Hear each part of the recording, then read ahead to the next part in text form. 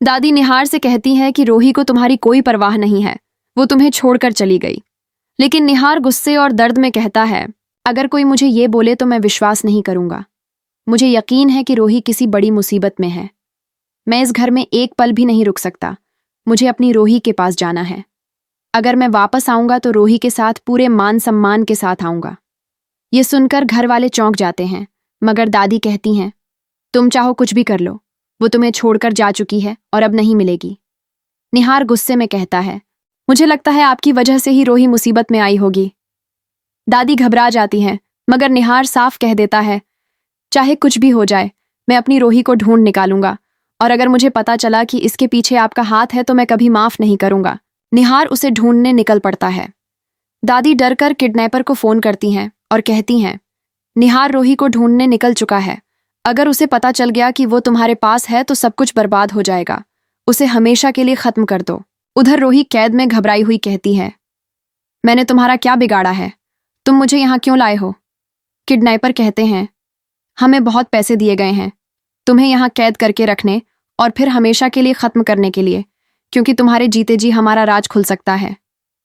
रोही रोते हुए कहती है, चाहे तुम कुछ भी कर लो, मेरा निहार मुझे जरूर ढूंढ लेगा और तुम्हारे सारे राज सबके सामने आ जाएंगे। किडनैपर गुस्से में कहते हैं, उस निहार पर तुम्हें बहुत भरोसा है, लेकिन अब वो तुम्हें कभी नहीं पा सकेगा। निहार इधर उधर हर राहगीर से पूछता है, फिर मंदिर में जाकर भगवान से प्रार्थना करता है, हे भगवान, मेरी रोही को सुरक्षित रखना, मैं उसे बचाकर ही चैन लूंगा। तभी एक छोटा बच्चा निहार से कहता है, मैंने कल रात कुछ आदमियों को देखा था जो एक लड़की को काले वैन में बैठाकर ले जा रहे थे। यह सुनकर निहार को रास्ता मिल जाता है और वह दौड़ पड़ता है। गोडाउन के अंदर रोही खुद को छुड़ाने की कोशिश कर रही होती है।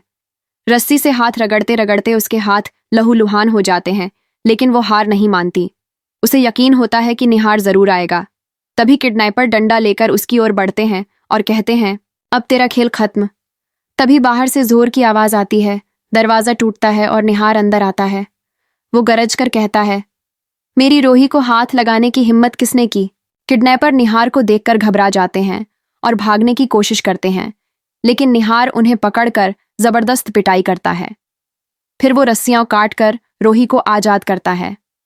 रोही रोते हुए निहार के गले लग जाती है और कहती है, मुझे पता था तुम मुझे जरूर बचाने आओगे। निहार उसे दिलासा देकर कहता है, जब तक मैं जिंदा हूं कोई तुम्हें छू भी नहीं सकता, मगर अब मुझे सच जानना है, ये सब किसने करवाया? रोही कहती है, मुझे शक है कि ये सब तुम्हारी दादी ने करवाया है, क्योंकि वही बार बार मुझे तुमसे दूर करना चाहती थी। यह सुनकर निहार हैरान रह जाता है, फिर तुरंत समझ जाता है कि सच यही है। वह ठान लेता है, अगर यह सच निकला तो मैं दादी को कभी माफ नहीं करूंगा।